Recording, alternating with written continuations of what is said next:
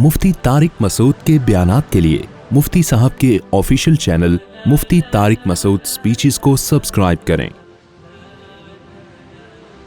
क्योंकि मुसलमान 313 थे और जो मुसलमानों के मुकाबले में दुश्मन था वो 1000 थे, और मुसलमानों का लड़ने का प्रोग्राम भी नहीं था। वो तो एक लश्कर जा रहा था तिजारती, उस पर शबखून मारने के लिए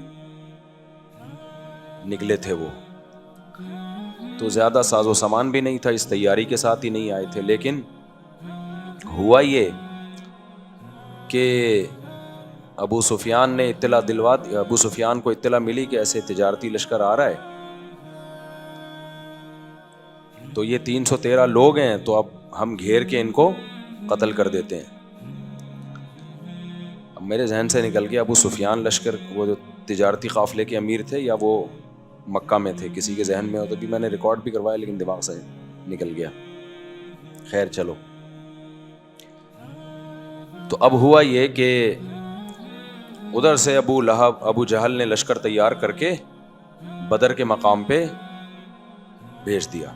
यानी इसकी मिसाल ऐसे है जैसे आपका दुश्मन जो है ना कुछ तिजारती माल लेके जा रहा हो जिससे आपकी जंग चल रही हो, तो पूरी कोशिश होती है ना भाई जंगी है, उससे तो कोई मुआहदा है नहीं।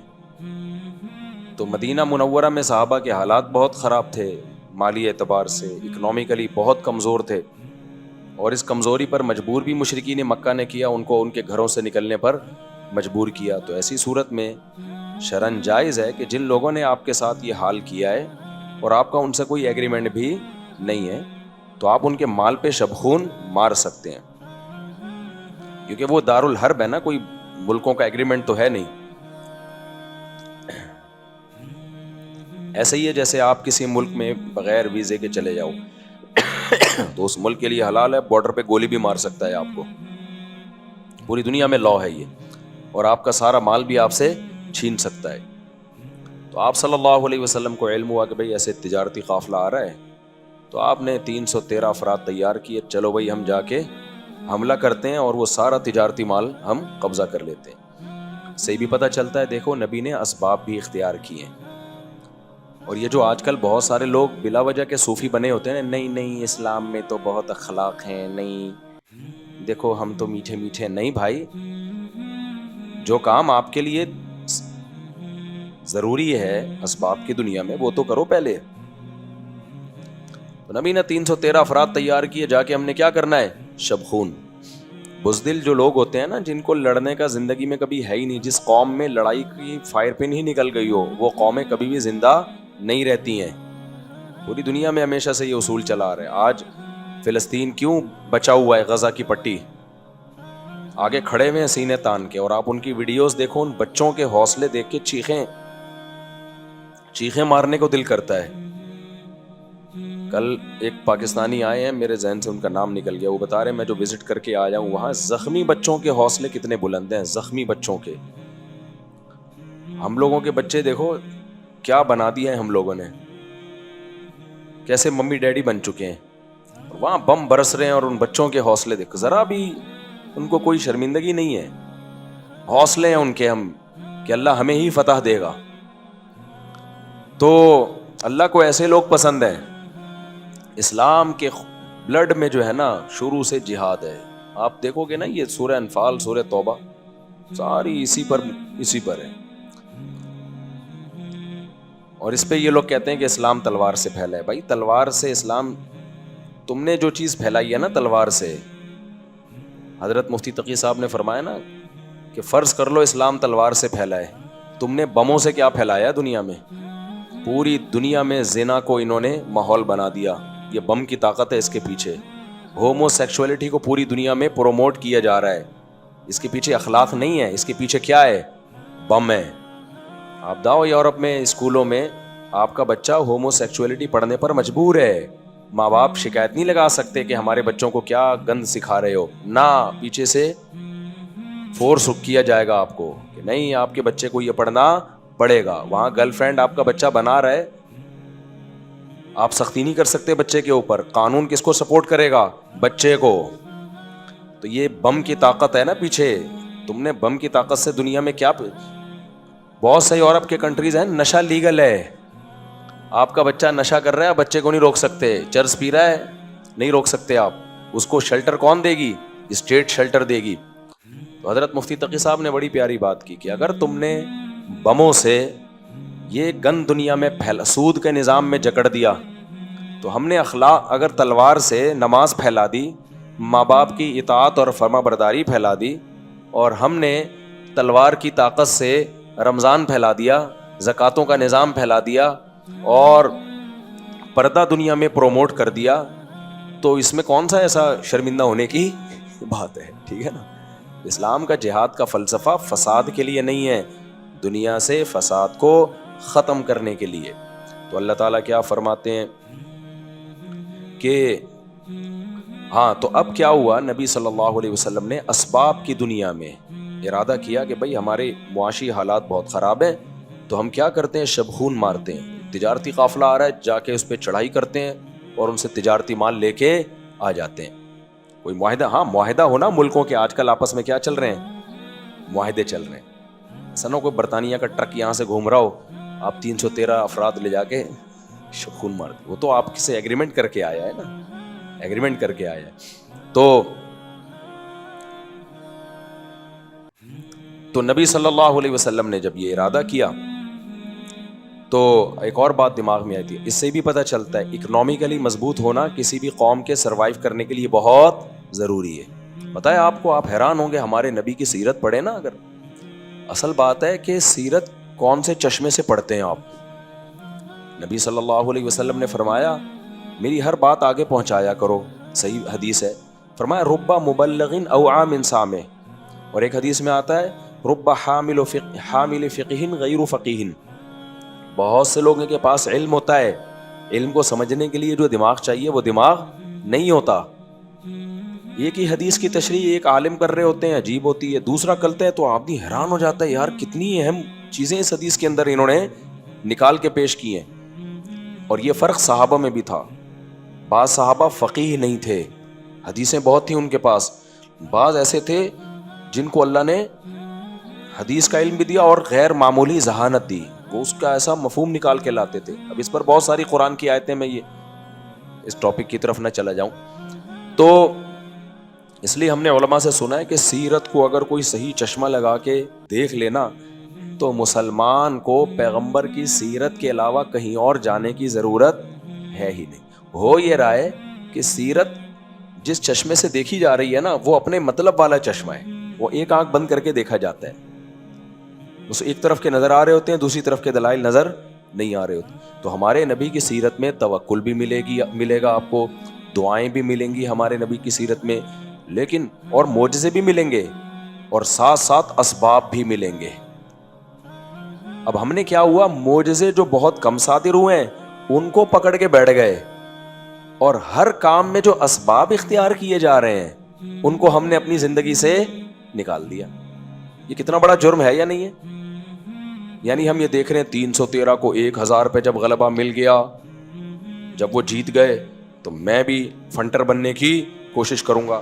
ایسے کام شروع کر دیتے ہیں ہمارا دیندار طبقہ کہ جس کی ان میں طاقت نہیں ہے. آج کل بات ہو رہی ہے سسٹم کو چینج کرو, سسٹم جو چل رہا ہے سوسائٹی میں اس کو کیا کرو, چینج کرو. کرو کیسے؟ بس اٹھو. ابے اٹھے گا تو 4-6 آدمی ہیں, مقابلہ تمہارا لاکھوں سے ہوگا, مارے جاؤ گے. نہیں 313 بھی تو 1000 پہ غالب آ گئے تھے. وہ بھائی وہ معجزہ ہو گیا تھا, ہر دفعہ معجزے نہیں ہوتے. وہ 313 نبی نے ارادے سے لے جا کے 1000 کے مقابلے میں تھوڑی کھڑے کیے تھے. 313 تجارتی قافلے کے لیے ٹھیک تھے, 1000 سے لڑنے کے لیے ٹھیک نہیں تھے. وہ تو اللہ کی طرف سے ہو گیا انتظام. اب وہاں بدر سے کیسے واپس جاتے؟ اب جب آ گئے ہیں تو وہ تو بھڑ گئے نا. تو اللہ کہتے ہیں میں نے زبردستی بھڑوا دیا تمہیں, یعنی ایسے ماحول پیدا کر دیا کہ تمہیں بھڑنا پڑا ان سے. کیوں؟ میں چاہتا تھا کہ اس جنگ میں تمہیں فتح دوں اور یوم الفرقان قرار دے دوں اس دن گھر کو. صاف پتہ چل جائے گا کہ اللہ ان کے ساتھ نہیں ہے, اللہ کس کے ساتھ ہے؟ تمہارے ساتھ ہے. لیکن ہمارے نبی کی جہاد کی سیرت میں آپ جب بھی دیکھیں گے گراؤنڈ ریئلٹی کو دیکھ کے فیصلے کیے جا رہے ہیں, فرشتوں کے انتظار میں فیصلے نہیں کیے جا رہے. جب فیصلے کر لیے گراؤنڈ ریئلٹی کو دیکھ کر پھر تسلی کے لیے فرشتوں کی مدد بھی ہو رہی ہے اور فرشتوں کی خوشخبریاں بھی سنائی جا رہی ہیں. آج ہمارے دیندار لوگوں کی زندگی سے سیرت کا یہ والا پہلو کیا ہو گیا ہے, نکل گیا. ایک اور مثال دے کے پھر جلدی سے اس صورت کی طرف آتا ہوں. دیکھو غزوہ خندق میں چاروں طرف سے لشکروں نے حملہ کرنے کا پروگرام بنایا کہ نہیں بنایا؟ ہمارے نبی نے اسباب اختیار کیے. آپ نے یہ نہیں فرمایا کوئی بات نہیں, تم دیکھنا کہ میں پانی کے چشمے میں ہاتھ ڈالوں گا, پانی پھوٹ پڑے گا, دودھ کا ایک پیالہ سب کے لیے کیا ہو جائے گا, کافی ہو جائے گا, کوئی مسئلہ نہیں ہے, یہ مدد اللہ کی آئے گی اور سب اسلحہ پہنو اور مقابلے کے لیے کود پڑو. جب 313 کو 1000 پہ اللہ غالب کر سکتا ہے, بدر تو پہلے ہوئے نا, احزاب تو بعد میں ہوئی ہے, تو ان لشکروں سے کیا لینا دینا, بس کود پڑو. صحیح ہے نا؟ مدد کہاں سے اترے گی؟ بدر میں بھی تو فرشتے اترے تھے, یہاں بھی اتر جائیں گے.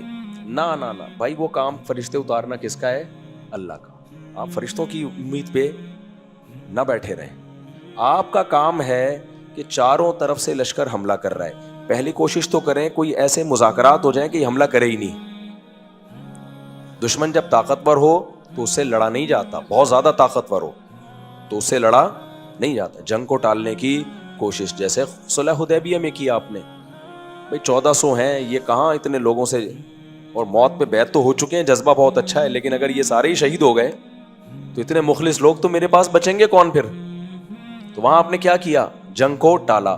احزاب میں ٹال نہیں سکتے تھے کیونکہ مشرکین بغیر معاہدے کے کود پڑے تھے, سارے عرب قبائل جمع ہوئے. انہوں نے بولا بھائی اب یہ روز روز کی جنگوں سے جو ہے بات بن نہیں رہی ہے, ایک ہی دفعہ میں کیا کرو, جب چاروں طرف سے حملہ ہوگا تو کہاں بچ سکتے ہیں یہ لوگ. اب وہاں تو مذاکرات کا کوئی آپشن تھا ہی نہیں. پھر کیا کیا گیا؟ اب اسباب اختیار کیے جا رہے ہیں. آپ صلی اللہ علیہ وسلم نے بلایا لوگوں کو, صحابہ کو, بھائی مشورہ دو کیا کرنا ہے. حالانکہ آپ پر وحی نازل ہوتی تھی, آپ کو مشوروں کی کیا ضرورت تھی, لیکن آپ یہ کیوں کر رہے ہیں؟ اس لیے کہ قیامت تک وحی نازل نہیں ہوگی. امت جب اس سچویشن میں آئندہ کبھی آئے گی تو اوپر سے جبریل تھوڑی آ کے بتائیں گے کیا کرنا ہے. تو میں ایسا پیکج امت کو دیکھ کے جاؤں جو قیامت تک بولو چلے, ایسا پیکج دے کے جاؤں نا. اور وہ پیکج کیا ہے؟ مشورہ. جلد بازی نہ کرو, اپنی رائے پر امیر اعتماد نہ کرے. ہمارے نبی سے زیادہ ذہین کوئی ہو سکتا تھا؟ لیکن آپ نے اپنی رائے پہ اعتماد نہیں کیا کہ بس جو میری سمجھ میں آ رہا ہے میں وہ کروں گا, تم سب چپ بیٹھے رہو. آج کل کیا ہوتا ہے, جو میں کہہ رہا ہوں نا چپ, یہ اسٹائل چل رہا ہوتا ہے آج کل. امیر جو ہے نا, کوئی بھی سیاسی جماعت کا لیڈر ہو یا فوجی لیڈر ہو, جب تک اس میں فلیکسیبلٹی نہیں ہوگی, لچک نہیں ہوگی, وہ کامیاب لیڈر کبھی بھی نہیں بن سکتا. جو ون مین شو ہوتا ہے نا, میں وہ کبھی بھی کامیاب نہیں ہو سکتا. وہ اپنے آپ کو اور اپنی قوم کو مروائے گا, جیسے کہ فرعون نے مروایا تھا. فرعون نے جب درباریوں سے مشورہ کیا نا کہ یہ موسیٰ کی تحریک بہت چل رہی ہے, موسیٰ علیہ السلام, تو درباری نے کہا کہ بھائی سن تو لو, شاید صحیح کہہ رہے ہوں, ٹھیک ہے نا, اور پچھلی امتوں کا تو حشر تم نے دیکھ لیا ہے. اتنی زبردست اس نے پوری تقریر کی تھی. تو فرعون نے کہا میں وہی کہوں گا جو میری کھوپڑی میں آ رہا ہے. بس خود بھی مرا اور پبلک کو بھی مروا دیا. کرنا تو وہی ہے جو آپ کی کھوپڑی میں آ رہا ہے, لیکن کھوپڑی میں آنے سے پہلے جو دوسروں کی کھوپڑیوں میں آ رہا ہے اس کو بھی مارکیٹ میں لاؤ, اینالائز کرو, تجزیہ کرو, اس کے بعد فیصلہ کرو کہ صحیح کیا ہے غلط کیا ہے. مانا امیر ہی کی بات جائے گی, خوب سمجھ لو. اور امیر کے لیے جائز نہیں ہے کہ اس کی کھوپڑی میں آ کچھ اور رہا ہے اور فیصلہ آپ کی کھوپڑی کے مطابق کر دے. وہ کل بیان میں کمنٹس کی وجہ کھوپڑی کا لفظ استعمال نہ کیا کریں. تو امیر فیصلہ اپنی ہی کھوپڑی کے مطابق کرے گا, لیکن وہ تھوڑی دیر کے لیے یہ فیصلہ کرے گا کہ بھائی مجھے کچھ بھی نہیں پتا, نیوٹرل ہو جائے وہ. پھر وہ لوگوں سے مشورے لے, اس کے بعد دیکھے کہ کس کے مشورے میں جان ہے, کس کے مشورے میں جان نہیں ہے. اس کے بعد جا کے رائے قائم کرے اور پھر اس پہ ڈٹ جائے. رائے اس کی اپنی ہی ہوگی, اور عین ممکن ہے جتنی رائے سب کی اس کے سامنے آئے, امیر کی رائے سب کے اگینسٹ ہو, یہ بھی جائز ہے, کوئی بات نہیں. اب کسی کی رائے پر عمل نہ کریں, لیکن رائے لے ضرور. اس سے کم از کم یہ پتہ چل جائے گا آپ کو کہ جو کام آپ کرنے جا رہے ہیں اس کے مثبت اور منفی، پازیٹو اور نیگیٹو تمام پہلو آپ کے سامنے آ جائیں گے، تو آپ کے لیے فیصلہ کرنے میں آسانی ہوگی. سمجھتے ہو کہ نہیں سمجھتے؟ اور اگر فیصلہ ایسا ہو، ایک بڑی دلچسپ بات اور بھی ہے اس میں، ایسا فیصلہ ہو نا جس میں آپ کو پتا ہے کہ میں صحیح ہوں، لیکن میں یہ صحیح فیصلہ اگر سب پہ تھوپوں گا نا تو مانیں گے نہیں لوگ، تو پھر لوگوں کی رعایت بھی کر لینی چاہیے امیر کو. آپ حیران ہو گئے، پتا ہے اللہ میاں جو ہے نا، اللہ میاں وہ بھی تھوڑا سا پبلک کی ڈیمانڈ کا خیال کرتے ہیں. بڑی زبردست بات ہے یہ، اس کو سمجھیں. یعنی یہ بعض لوگ جو بالکل ہی لچک نہیں رکھتے نا، یہ پبلک کیا کہہ رہی ہے، نمازی کیا کہہ رہے ہیں، کمیٹی کیا کہہ رہی ہے، نہ بس جو میری کھوپڑی میں نہ. اللہ میاں دیکھو، یہ جو تراویح کے بارے میں حدیث میں آتا ہے، نبی صلی اللہ علیہ وسلم نے چند دن پڑھائی اور فرمایا کہ مجھے ڈر ہے تم پہ فرض نہ ہو جائے. بہت سے لوگ اس حدیث کی تشریح میں بڑے پریشان ہوتے ہیں. یار فرض تو جب تک اللہ کرے گا نہیں ہوگی نا. آپ کے مسلسل پڑھانے سے فرض تھوڑی ہو جائے گی. جب تک اللہ کی طرف سے وحی نہیں آئے گی کہ فرض ہے تو فرض ہوگی. یہ بہت سے لوگ سوال پوچھتے ہیں. تو پتہ ہے مسئلہ کیا ہے؟ شریعت میں بہت سے حکام ایسے ہیں جو پبلک کی بھی ڈیمانڈ تھی اور نبی کی بھی خوشی تھی، اللہ نے فرض کر دی. وہ بعض کام ایسے نبی چاہتے تھے، امت نہیں چاہتی تھی، اللہ نے وہ بھی فرض نہیں کی. ٹھیک ہے نا؟ جیسے نبی نے فرمایا کہ میں چاہتا ہوں کہ لوگ عشاء کی نماز 1/3 رات تک مؤخر کریں، لیکن آپ نے دیکھا کہ صحابہ کی چاہت یہ نہیں ہے. وہ نیند سے نا مسجد میں جھوم رہے ہوتے تھے. عشاء کی نماز کا ٹائم تھا، آپ صلی اللہ علیہ وسلم حجرے سے تشریف ہی نہیں لا رہے، اور پیچھے عورتیں بھی بچے بھی سب اونگ رہے ہیں بیٹھے بیٹھے نا، ان پہ بڑا شاک گزر رہا ہے. اب کسی کی ہمت بھی نہیں ہو رہی کہ بلائے. صحیح حدیث ہے یہ. حضرت عمر تھے ذرا دل گردے والے، انہوں نے فرمایا نامت النساء والصبیان، عورتیں بچے سو رہے ہیں. سب جھوم رہے ہیں. آپ نبی کے حجرے کی طرف نہ آواز دی انہوں نے. پھر آپ صلی اللہ علیہ وسلم تشریف لائے، فرمایا اگر مجھے امت پر خوف نہ ہوتا تو میں تمہیں حکم دیتا کہ اس نماز کو دیر تک مؤخر کرو. لیکن صحابہ کی یہ چاہت نہیں تھی کیونکہ بہت تھکے ہوئے ہوتے تھے. تو نبی کی چاہت تھی، صحابہ کی نہیں تھی، اس لیے اول وقت میں ہی پڑھی جا رہی ہے. کیا خیال ہے؟ اسی طرح حدیث میں آتا ہے نبی نے بہت زیادہ مسواک کی ہے، بہت زیادہ مسواک کی. آپ نے فرمایا اگر مجھے امت پہ مشقت کا خوف نہ ہوتا میں ہر نماز میں مسواک کو لازم قرار دے دیتا. لیکن مشقت ہے، کیا مطلب؟ تم یہ افورڈ نہیں کر پاؤ گے. صحابہ کا شوق نہیں تھا اتنا زیادہ مسواک کثرت سے استعمال کریں. اس کی اور بھی مثالیں ملتی ہیں. لیکن تراویح میں کیا تھا؟ صحابہ کا بھی بے پناہ شوق. آپ پہلے دن بخاری میں آتا ہے جب آئے نماز میں اتنے سارے لوگ اکٹھے ہو گئے. دوسرے دن آئے تو دیکھو اور رش، تیسرے دن آئے تو دیکھو اور رش. تو یہاں نبی بھی آ رہے ہیں اور صحابہ نے اس میں مشقت کا یا اس کا اظہار نہیں کیا، نیند کا کوئی کہ بھئی ہم تھک جاتے ہیں، نہ نہ نہ. اتنے لوگ آ گئے اور پھر اشارے بھی کرنے لگے ہو حجرے کی طرف. ٹھیک ہے نا؟ آپ کو اشارے سے پتہ چل جائے آئے ہوئے، آپ آ جائیں. پھر آپ کو لگا میرا تو شوق ہے اور امت کا بھی شوق ہے، تو اپنا شوق ختم کرو تاکہ یہ نماز واجب نہ ہو جائے. کیونکہ یہاں امت کا شوق بہت زیادہ تھا. تو اس سے پتہ چلتا ہے دیکھو نبی کا بھی شوق، اللہ پبلک کا بھی شوق. تو اللہ میاں دونوں کے شوق کی ڈیمانڈ دیکھ کے کیا کر دیتے ہیں؟ چلو اس کو لازم کر دو. تو اللہ تو بادشاہ ہے، جب وہ بھی آپ کی اور ہماری ڈیمانڈ کا خیال کرتا ہے. اور بھی قرآن میں کچھ احکام ایسے ہیں جس سے پتہ چلتا ہے اللہ ہماری ڈیمانڈ کا خیال کرتا ہے. جیسے میں بار بار ایک آیت پیش کرتا ہوں نا، قرآن کہتا ہے بیوہ عورت کو عدت میں پیغام مت بھیجو، لیکن پھر اللہ نے فرمایا علم اللہ انکم ستذکرونہن، اللہ کو پتہ ہے تم باز نہیں آؤ گے، تمہارے دل میں خیالات پیدا ہوں گے، چلو گول مول طریقے سے پیغام بھیج سکتے ہو. یہ میں ان لوگوں کو بتا رہا ہوں جو لیڈر بنتے ہیں یا گھر کے سربراہ بنتے ہیں اور چنگیز خان بن کے گھر پہ حکومت کرتے ہیں. دیکھتے ہی نہیں کہ ماتحتوں کی ڈیمانڈ کیا ہے، وہ کس چیز سے خوش ہو رہے ہیں. چلو بچہ روزانہ پابندی سے اسکول جاتا ہے، آج اس کا دل چاہ رہا ہے ٹلہ مارنے کا، تو نے کیا اس کو آئنسٹائن بنانا ہے؟ تو چھوڑ دے، ایک دن ٹلہ مارنے دے اس کو. کیا خیال ہے بھائی؟ ایسے بچوں کو کھینچ کے رکھا ہوا ہے کہ بس سارے یہی اسی گھر سے جو ہے نا ساری سائنسدان پیدا ہوں گے، سارے چارٹرڈ اکاؤنٹنٹ یہیں سے پیدا ہوں گے. تو بیلنس لے کے چلنا چاہیے اس میں. آپ مسجد کے صدر ہو، تھوڑا سا سب کے جذبات کا خیال کرو. آپ امام ہو تو آپ کو مقتدیوں کا بھی تھوڑی سی رعایت کرنی چاہیے. بعض امام کیا کر رہے ہوتے ہیں؟ نمازوں میں لیٹ آ رہے ہوتے ہیں. جب ان کو بولا یار ایک دن ہوتا ہے 2 دن ہوتا ہے، کیا ہوا تم شادیوں میں آدھے آدھے گھنٹے انتظار نہیں کرتے کیا بارات میں؟ ابے بھائی وہ کھانا ہے یار، اس میں تو 6 مہینے بھی انتظار کر لیں گے جا کے. آپ اس کو نماز پر قیاس کر رہے ہو جو 5 ٹائم پر. چلو کبھی ہو جاتا ہے، کبھی عوام کو چاہیے امام کا خیال کر لے یار آج اتفاق سے کیا ہو گئے لیٹ ہو گئے.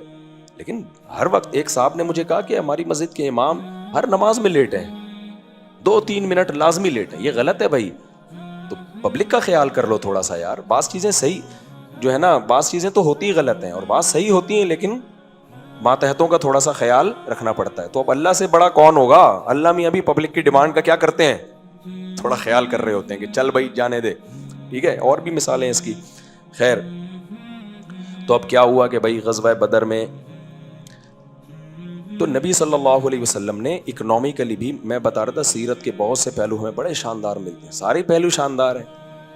تو اس میں ہمارے نبی نے غزوہ خندق میں مشورہ لیا کہ یار پہلے ہم مشورہ تو کریں، یہ والی جنگ تو ہم نے کبھی دنیا میں دیکھی نہیں ہے کہ ساری طرف سے ہی مل کے حملہ کر لیں. تو کیا کریں، سب سے کون لڑے گا بیٹھ کے؟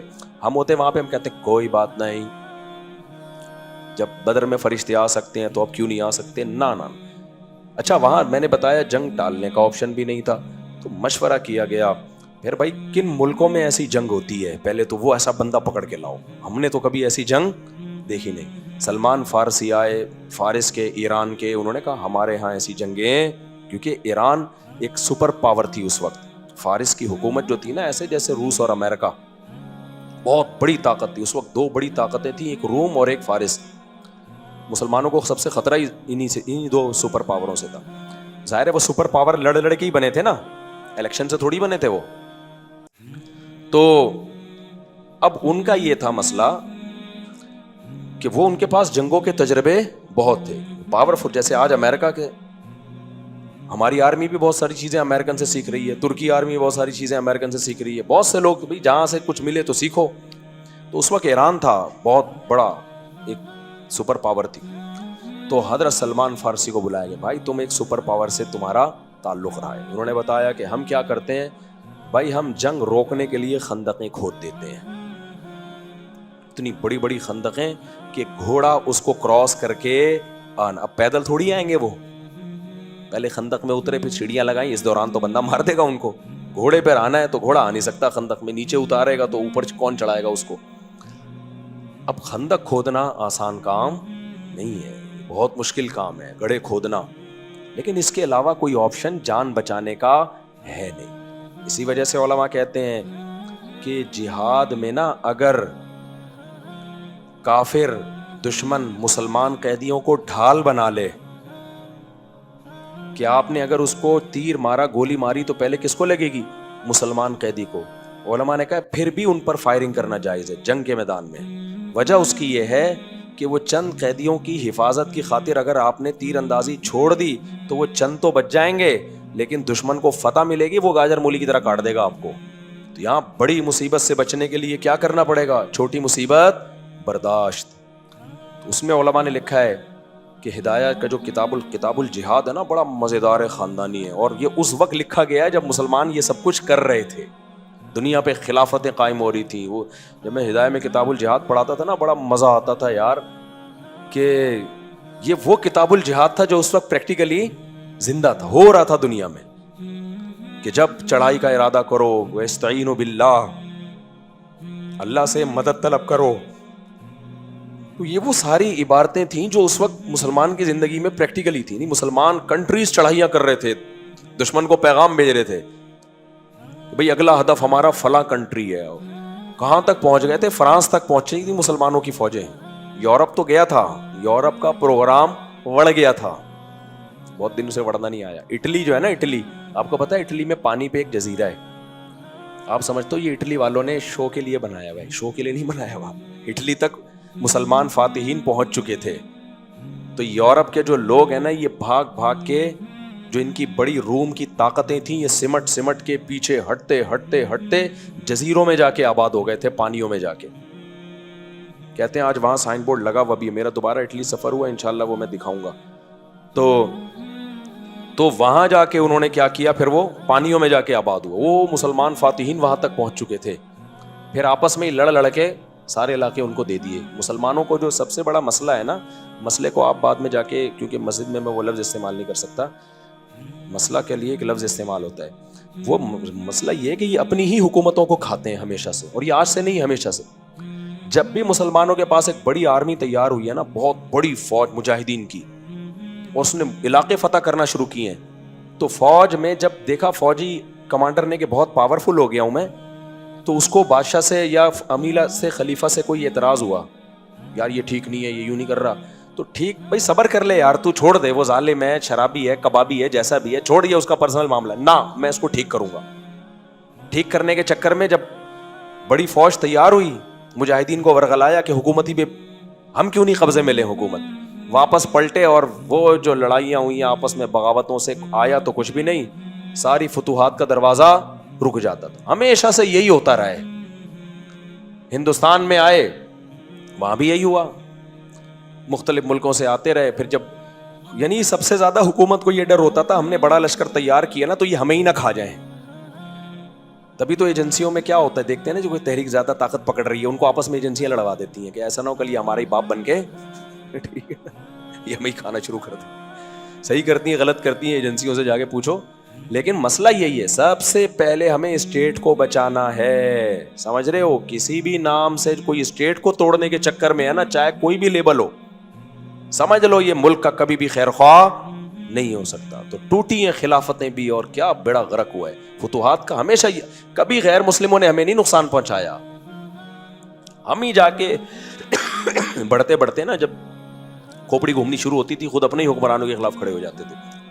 تو اب دیکھو نبی نے کیسے اسباب اختیار کیے, تو خندقیں کھودی ہیں, پھر اللہ کی مدد بھی آئی ہے. ایک سرید کا پیالہ سینکڑوں کے لیے کافی ہو رہا ہے. تو بدر میں بھی ایسے ہی, تو اب مجبوری تھی بھائی, 313 ہیں تو لڑنا ہے, تو اللہ نے حکم دیا.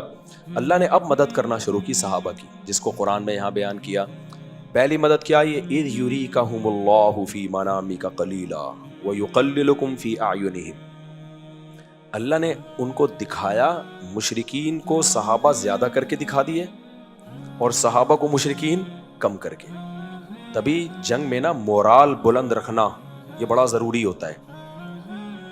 حالانکہ 1000 تھے, لیکن ان کو دیکھنے میں کیا لگ رہے تھے, کم, اور یہ 313 تھے, دیکھنے میں کیا لگ رہے تھے,